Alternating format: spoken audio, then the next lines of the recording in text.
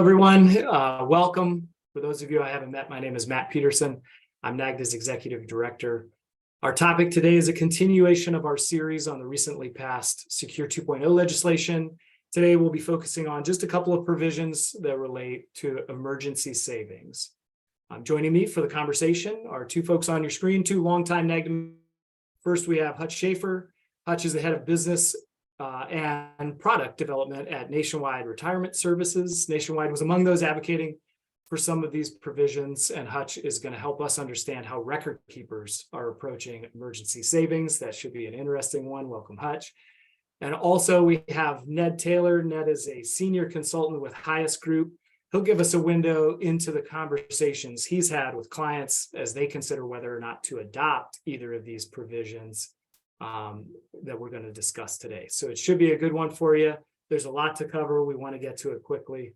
Before we begin, I wanted to let you know a few things. We are recording this session, so this is being recorded. You are going to get emailed a copy of the slides. So everybody who registered is going to receive the slides and the recording in their inbox. Those will come to you later today. You will be muted for the duration of the webinar. Your camera's not on, but please submit questions. We do have the Q&A box open, so you'll see that at the bottom of your screen. You can submit a question in there. We'll get to those throughout the presentation. We'll try to answer them as we go, but if we don't get to all of them, we'll have some time at the end to answer those as well. Your questions are only going to be visible to the speakers, so please feel free to send those anytime.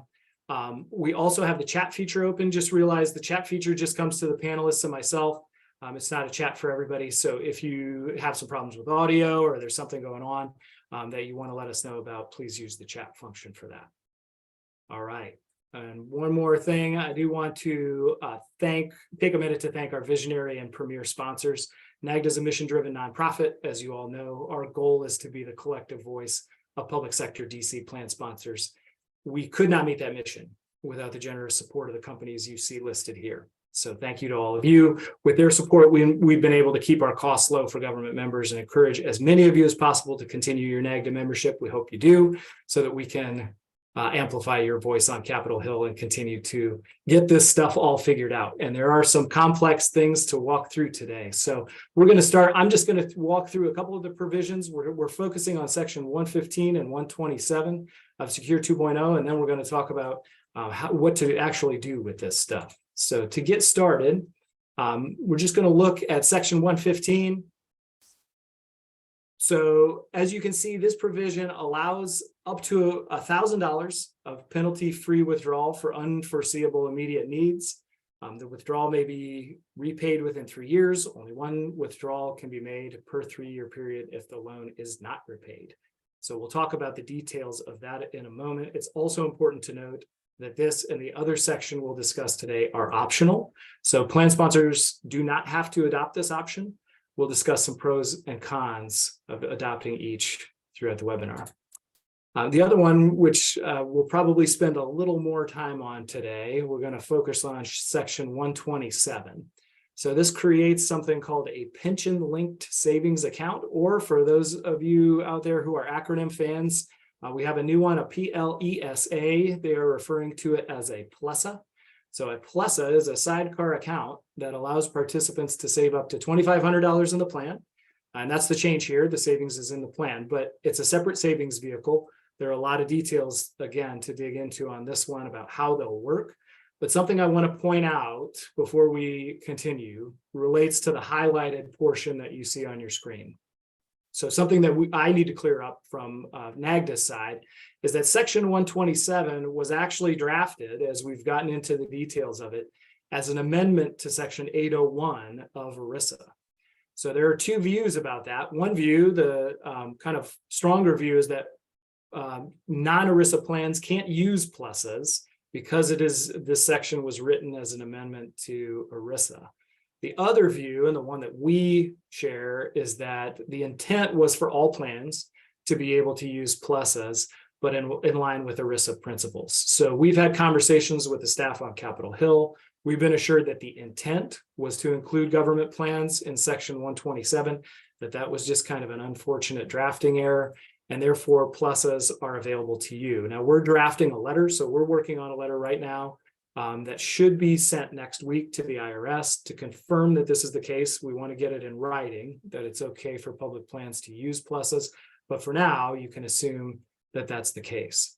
But because of the way this section was drafted, Secure 2.0 will not, even with the clarification from the IRS, override or preempt the anti-garnishment laws to implement a plusa. So we believe this was just a drafting error. Unfortunately, without further legislation, that isn't going to change.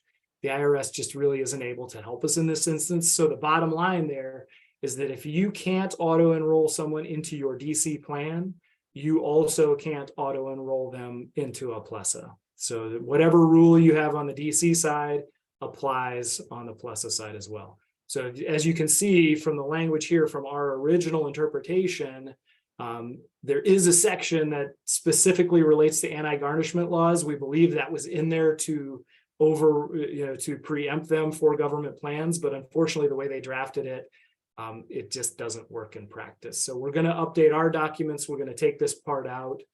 It does not override the auto enrollment laws that you all might have in place. So we're going to clarify that for our membership this week. I wanted to get that out there right away. I know that was something a lot of you were interested in and something that a lot of you were focused on. So unfortunately, not the case. So we're going to dig into the details now. And if you have any questions on that, please just throw them in the Q&A box. Again, something that we had a little different on our documents, but I'm gonna turn it over to the two of you now. Let's talk about section 115. So this one's a little more straightforward, Hutch. I know, like I said, Nationwide was advocating for this change for a while. It's something that seems pretty straightforward and easy to adopt. Can you explain a little bit why Nationwide was interested in it? And then we're going to do a little poll to see how interested people actually are in adopting a couple of these things. Certainly. Thanks, Matt. And thanks for having us on the call today.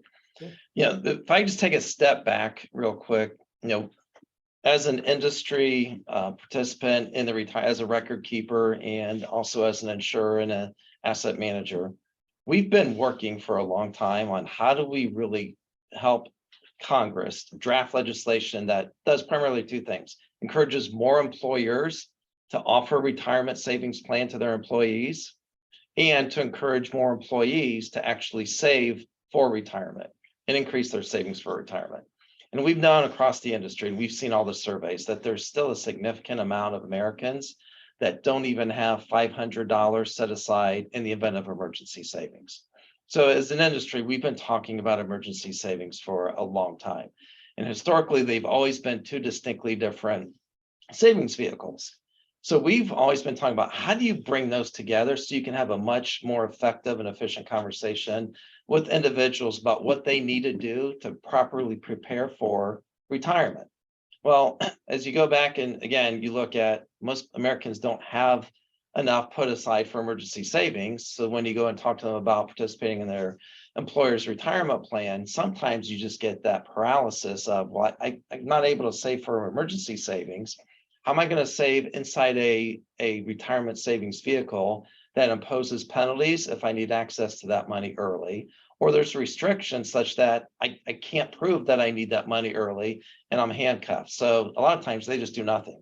So that was really the genesis behind section 115, is how do we make an emergency savings provision so simple? And we worked with Congress to help draft the legislation that actually passed by just saying, look, make the first $1,000 or up to $1,000 available in the event of an unforeseen emergency, that those individuals can have access to those dollars penalty-free and restriction-free. They can self-certify that they have an emergency that they need this for. Make it that simple, because we believe if you take that complication and that paralysis away, we believe the result would be more individuals that are eligible to participate in the retirement plan would actually start doing that if they knew they always had access to at least $1,000 in the event that they needed that emergency, that expense for the emergency. Yeah. So that was really the genesis behind why we wanted it so simple. It was easy. They get access to it. There's provisions they can pay it back. through their normal contributions, if that's how they want to pay it back, so that they always have access to $1,000. Yeah, and for 457 plans, especially the bar for withdrawal is pretty high. So this kind of at least Yes. makes $1,000 or whatever. $1,000 is the maximum cap, correct? You could set it lower Yes. if you wanted to. It kind of makes it a little more liquid. Now, if you, and I'm not sure how much of the detail you know, but is there information on like how think about how I want to frame this. So for 457 plans, I'm sure some of your clients are looking to go, well, we have this in place so that people can't take money out of their plan, right? We have this high bar. Have you had conversations with clients, and Ned, you as well, where have there been any reservations on that front of, well, we don't want to make money too accessible, or does this kind of allow for something that's not the retirement plan, and so there's some openness to it, or not the rest of the dollars, I guess? I mean, so when we talked about this across the industry, we and a number of other peers were on the side of the camp that this should help encourage more eligible participants to begin saving because they have access to it. There's another set of folks across the industry who are saying like this will just increase the amount of leakage that we see within the system. So that's why I think some early drafts of legislation even allowed people to take more than 1,000 out, right? So that's why it came down to 1,000 to address in part that leakage concern. But again, that's why it's an optional provision. It's up to the plan sponsor, like they can make that determination. Look, if they have a high participation rate, maybe this isn't something that's as attractive to them. If there's a very low participation rate and they know their participants, employees better than we do, this might be something that they would align with by saying, hey, I think I can get more individuals participating if they knew they had access to $1,000 out of this supplemental 457 plan. Right. And we did have a question come in that said, hey, is there a qualified list of emergencies? For the most part, the language in the provision is just self-verification, right? That the plan sponsor can allow the individual to self-verify. So if they need $1,000, they can take it out. Correct.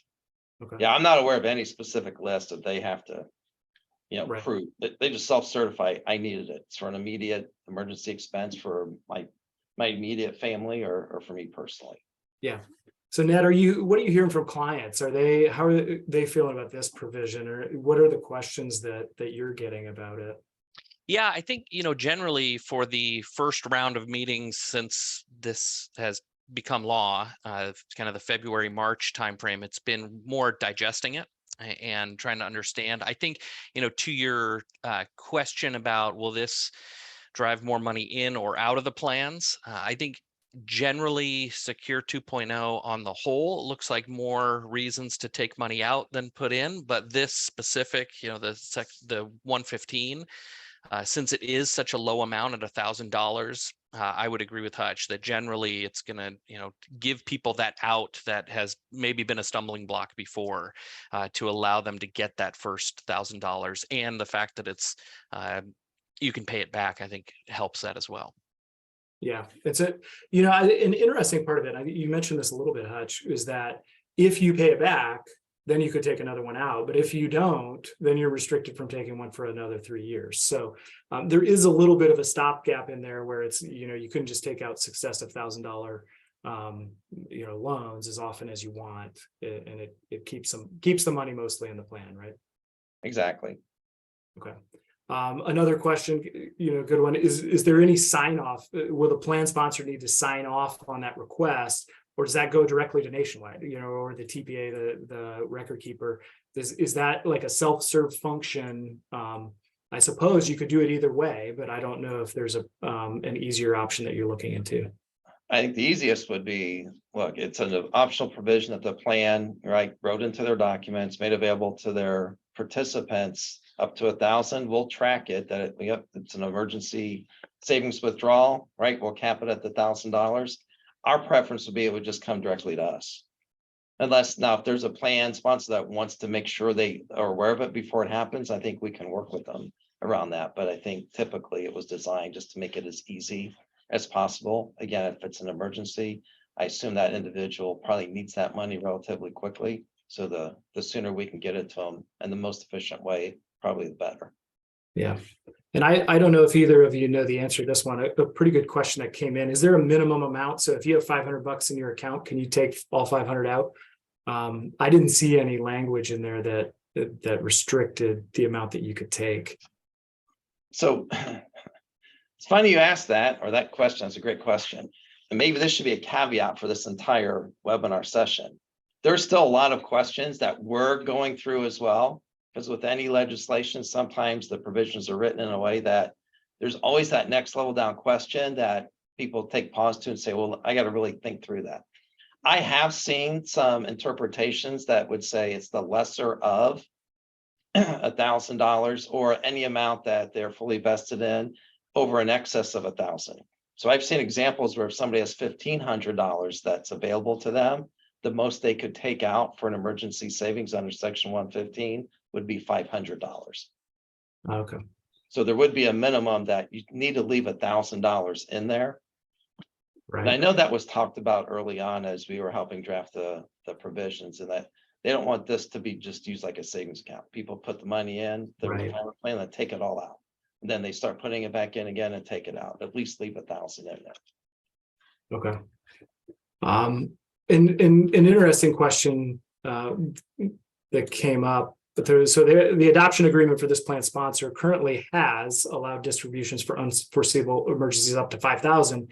Is this different from something like that? If not, why would we be allowed to do 5,000 before secure? So I suppose you could write the unforeseeable emergency provision in 457 had certain criteria, right? And this is the difference here would be that you're talking about a self-certified, potentially direct to the record keeper ask to get direct access to your money, as opposed to going through what is a fairly arduous 457 unforeseeable emergency process. Correct.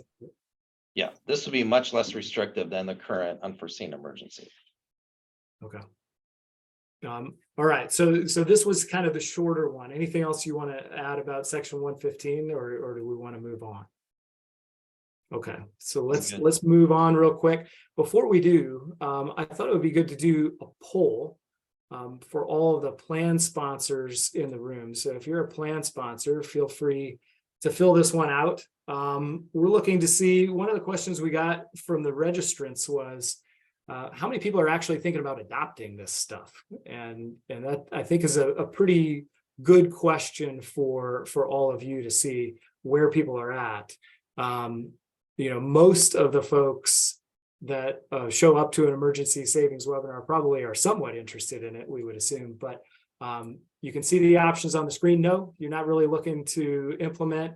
Maybe one of the two sections or both. So take your time there, and we'll move on as you're going to talk about Section 127. So just a couple of quick details on 127. As I mentioned, there is automatic enrollment for those of you who can auto enroll. So like we said, it doesn't override your state anti-garnishment laws. But for those of you who can auto enroll, there's a 3% cap on the automatic enrollment feature of it, a 2,500% max on the accounts. There's no minimum, so you could have less. You could also have $1 in the account. There's no amount of money that you have to have in the sidecar accounts. They need to be in principal preservation products, and we can talk about what that means in a little bit. One thing to note that we'll discuss is that they must be Roth. So if you don't have Roth in your plan, you would have to add it to be able to add a Section 127 PLESA. There's one withdrawal per month. There's no tax penalties on those withdrawals.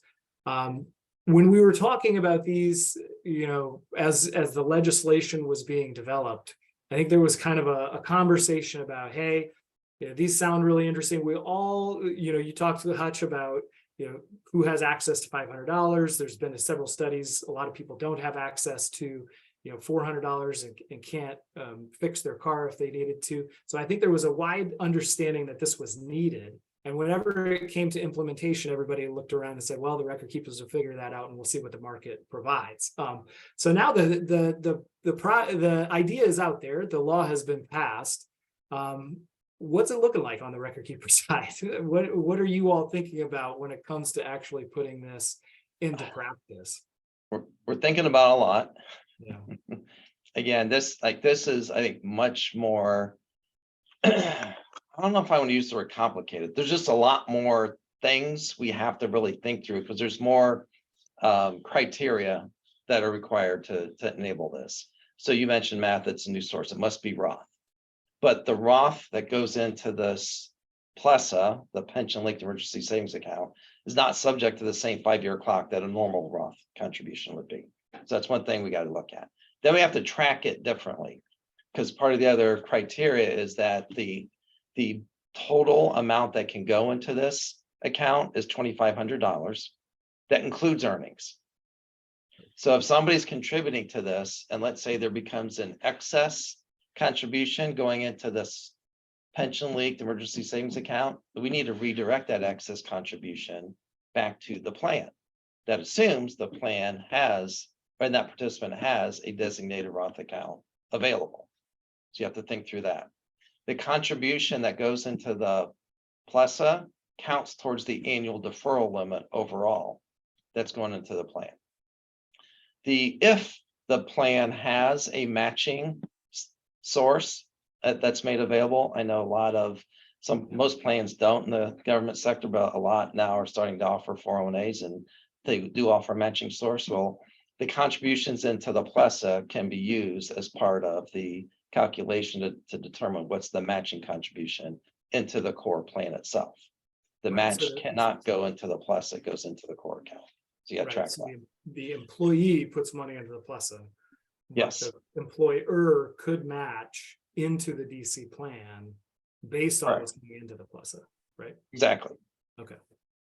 Then if a participant wants to take any withdrawals out for emergency savings, right, they're eligible to take at least the first 4 withdrawals per year would need to be, there's no fees that would be able to be charged on those withdrawals. Any amount over, like any number of withdrawals over that, there could be a fee that's assessed. So we have to think through that. Then there's a provision on termination. So if the participant separates from service or terminates, or the plan decides to no longer offer the PLESA and wants to terminate the PLESA, then there's requirements that the plan must make those assets sitting in the PLESA available over into the designated Roth account of the plan itself, or enable then the participant to then roll the assets out of the plan into some other distribution or other Roth account. And it's only available to non-highly compensated employees as well. So we'd have to track that. So that's just like the initial blush, like those are all the criteria we got to think through, right? And it's not all record keepers. There's some work on the plan sponsors now to really understand how they might want to make this available. Oh, and the $2,500, the plan can set that limit to be lower if they wanted to as well. Right. Well, that sounds like a fair amount. So Ned, what are you telling folks? I'm assuming you got this figured out already. Who's interested? Who are you talking to that is thinking about this kind of stuff, and what are they asking you as you're getting? I know it's early in the process, and nobody has them implemented yet. But who's thinking about doing this, and what's their thought process? Yeah, I think generally, anybody who's eligible is thinking about it, looking at it, all these provisions. I think generally, we take these two, and part of the reason we're doing these two today is you look at these as, okay, they're similar, different amounts, different complexities, as Hutch pointed out. So probably makes sense to do one or the other. Maybe not both. Those are, kind of the initial thoughts.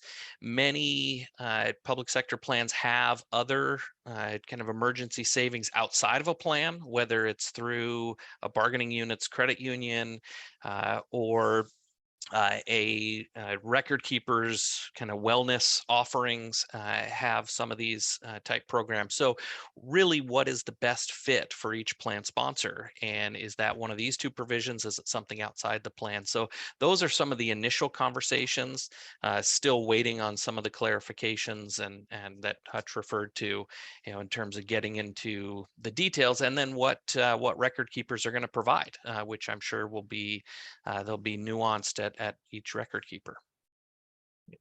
Yeah. So a couple of other kind of nuances, I suppose, that could be difficult about this. So we did have a question about auto enrollment, and just to clarify, and we are sending a letter to the IRS right now to make sure public plans can offer a PLESA. We believe that to be the case. We're certain that's the case. We just want to get it in. But you cannot, if you don't have auto enrollment or you're not allowed to auto enroll, you can't auto enroll. For those that can, there would be an auto enroll feature potentially into the PLESA and potentially into the DC account that you would kind of have to figure out which one's going into which and when, right? If it's a sequential, you go into, you fill up the PLESA and then you auto enroll into the DC account, or you're doing parallel, you're doing 3% into the PLESA and 3% into the DC account. It seems like there could be quite a complicated match of those two things if you are planning to implement any kind of auto enrollment. And it's, all the same rules apply, 30 to 90 day opt out, all of those types of things. I think, and I don't know, Ned, again, way early in the process, but trying to communicate this to employees seems like a real hurdle. Are there ways that you're working on, either of you, to try to figure out how to make this pretty straightforward? I think we can see the advantages of it. We all need access to money sometimes that we don't expect. How are you working to try to figure out the communication side, or is that a little farther down the road and you're not quite there yet? Yeah, I don't think we're there yet. I think it's, what's going to be the right vehicle. I think the focus on the communication, obviously is education and, appealing to the purpose of these, and that's for emergencies. And how do you get that? And then getting into the details behind that, but at least letting participants know that, hey, you have an option today that you didn't have before. Yeah, similar on our side. Like we're not there yet either. I think a lot of it will come as we have those direct conversations with plans that are interested in offering a PLESA, then walk through with them, like, how do we want to make sure it's communicated? Because you lay out a great example, Matt. And one of the challenges with this is, you can set that contribution limit in the PLESA, and you can do some good math to figure out, hey, this amount, like I won't exceed the limit, but you might, because now that limit includes the earnings, and sometimes those are much harder to predict, right? And so it's not going to be the easiest thing to communicate, but how do you make it the clearest and the simplest for people to really understand? Like, because when they do exceed some of those contributions, then there's going to be additional questions of, well, wait, what happened to this contribution? Why did it go into my normal retirement plan? And that's probably invested much differently than how the PLESA has been invested if it's, a principal protected option. Right. And we did have a question about the fees. So you had mentioned, you could do 4 withdrawals without fees that weren't subject to fees. We got the question about administrative fees. Obviously, there's some back end work trying to, just handle the processing of all of those fees. I believe my understanding of it is that administrative fees, you're going to have some built-in costs for offering an emergency savings account. This would be specific extra fees, so you're not going to charge, say, $25 per transaction or something like that to the individual for those first 4 withdrawals. Is that correct? That's how we're thinking about it. Okay. And then another question that we got in the pre-session was, the contributions must be Roth. Do we need to add Roth to add a PLESA? You touched on that a bit. It would, I think, especially what you talked about as far as any kind of termination of the plan or anything like that, or rollovers, you would more or less have to add a Roth component if you were going to offer this product. That would be Hutch Schaffer's opinion. Like, I won't act as counsel to the plan, but it seems to me it'd be really practical. If you're going to offer a PLESA, you should have a designated Roth account in your plan. Yeah. So, one of the things that I don't think has, from talking to our folks at Groom, has really been fleshed out yet either is what do you do with missing participants, small accounts, those type of things. You may have $10 in an emergency savings account when somebody leaves employment, but maybe you have $2,000 in the DC plan or $20,000 in the DC plan. What does it look like for that emergency savings account? Can you roll that money out? How do you deal with that? Do you cut them a check right away? It sounds like there's a little bit of work to do on the IRS's side to continue to flesh this out. I think that's a pretty common theme that we've seen for Secure, is that there was a lot of really good work, and then the details are kind of coming in after the fact. So there's much more to be told on this. And again, we're in the very early phases of it. So one more question we got. I think this is a question about the first section. So section 115. If a participant takes a withdrawal, will the withdrawal be taxed, or will it be handled more like a loan since it can be paid back? Obviously, for section 127, it's post-tax dollars, so that's not going to apply. But if you have a 457 and you're using the $1,000 emergency withdrawal, does that count as a distribution to you, or is that a loan since you can pay it back? I believe it would be the second. Is that correct? Any strong opinions on that one? Well, I don't know the exact answer to that, but some of the things that I've been reading. So I think if you take money out and you never pay it back, Yeah. I think, right, you would pay normal time. Like, you wouldn't pay any of the penalties, right? Because that's part of the provision that was in it. You'd waive the 10% penalty, but I would assume you'd need to pay the tax. Now, if you took money out and you repaid it back within a period of time, then okay, maybe it is treated like a loan and you aren't taxed on it. I just don't know the specifics and the answers to that, but that's something we will definitely have to make sure we're crystal clear on before this becomes effective 1/1 of 24. Yeah, and that's a good question. We'll follow up on that one as well, because you can imagine a scenario where, if it's a 3-year payback period, maybe it's after the payback period, or it could be a bit of accounting to be done there. One last question we received, and I don't know if we would know this one either, is some of the governments have had participants who can't, for religious purposes, receive interest in their account. And so there's possible interest in adding a PLESA because you may be able to put it into a vehicle that doesn't gain any interest, and it would get those folks into the plan at up to $2,500. But I would assume most of these are focused towards money market accounts, or I've heard stable value is an option, those type of things. Are there any, as an in-plan asset, would there be 0% interest options for those people in particular, if they had a religious?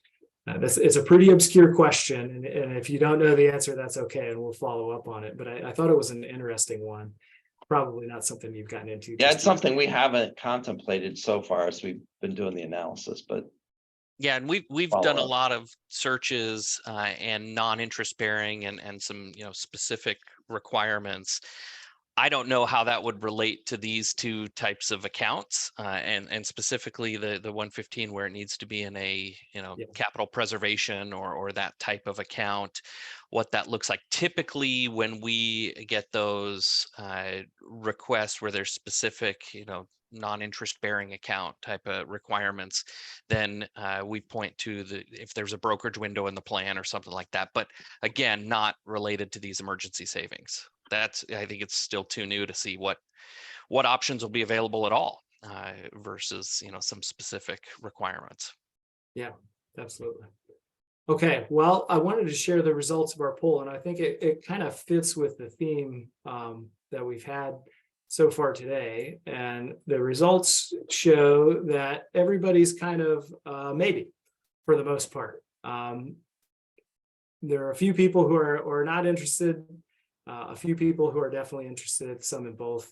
But for the most part, everybody's just kind of trying to figure this out. And I think that fits pretty well with what we've heard, anecdotally and from our members, is that there is interest. There is some level of interest in these things, and we'll continue, like I said, to start to dig into the details and figure out what this is going to look like. I know Nationwide and our other record keeping partners are going to be busy trying to figure out how to implement, and Ned and our consultant partners are going to be busy trying to advise. But for now, there's a lot to think about, and any information that we can provide, if there are other questions that any of you have afterwards, please let us know. We're here to help and help you figure out how to get all this stuff in place to help your participants save.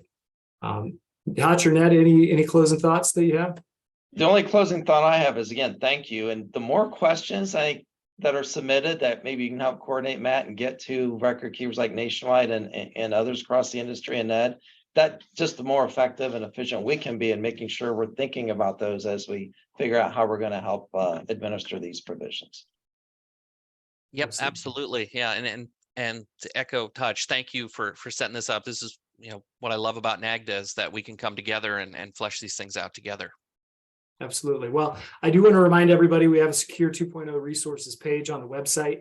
It does have a Q&A at the bottom. So from the last webinar and then from this webinar, we'll update the Q&A with all the good stuff we got here. We're going to continue to run that throughout the year. We know that as the situation evolves, for example, if you figure out that an entire section is written as an amendment to ERISA that you didn't, that it wasn't originally done as, we'll continue to update the information that we have to provide you with the best resource we possibly can. So go check that out.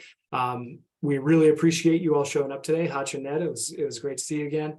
And thanks a lot for joining us. We hope you have a great day and take care, everybody. Thank you. Thanks. Have a good one. Wow.